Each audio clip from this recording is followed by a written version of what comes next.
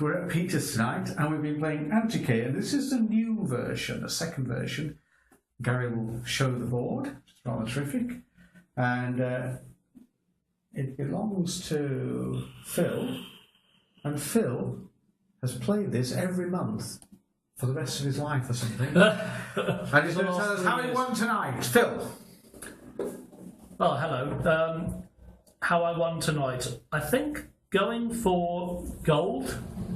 There was a game show about that once, wasn't there?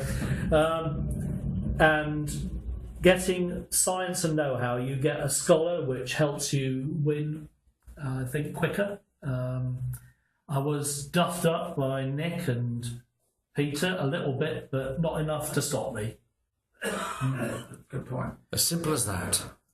Nick, what do you think? Ooh, let's get Nick in.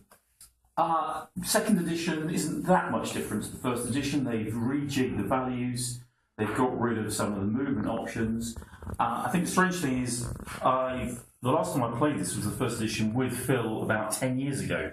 So it's hard to remember exactly what's going on. I think they have added the extra defence in, which I don't think was in the first game. Maybe extra defence when you haven't got many points, yeah, which is quite a useful thing. So I think they've taken criticism on board and built it in. It flows beautifully. You can get duffed up, and it sure as hell doesn't finish your game. There's a lovely sense of, I just need to do a lot more, which is always a good sign. Really enjoyable game. Flies around the table. It's always your turn very quickly. I think it's a fantastic game. Except when Peter's turn. Well, Peter's turn does tend to hit the skids a little bit, but yeah, apart from that, it's good. Good 8.5 for me.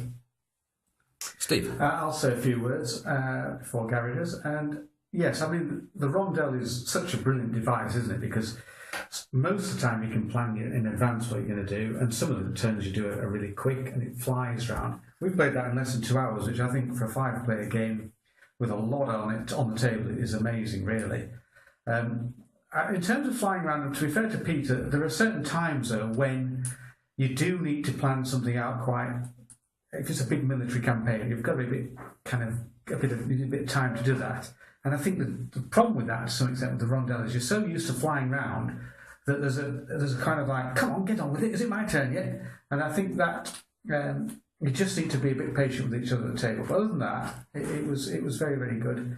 It is very much what we call a six Caesars game. In other words, you're all around the Mediterranean doing something that realistically didn't really happen historically, but I don't think anybody really minds that too much on these games.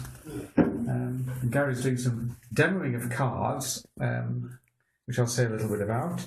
So you have the cards allow you to get the victory points effectively. I think Peter will want us to. In this game we needed 8 cards to win, so you've got cards for being a general, for destroying other people's temples, cards for building temples, cards for the know-how, which Phil described earlier, cards for having lots of boats going around the place, and you also get ones for having a basic empire and growing the empire. I don't think I need to say any more, really. It's a fast-paced game with some nice decision-making and some nice jokes. Going for gold is always a winner in this house. Duffing up. And duffing up, yes. And did I get my coin? Yeah, did I get my coin? And, of course, there is a Homer card, so... Anyway, there we go. What's not to like? What's not to like?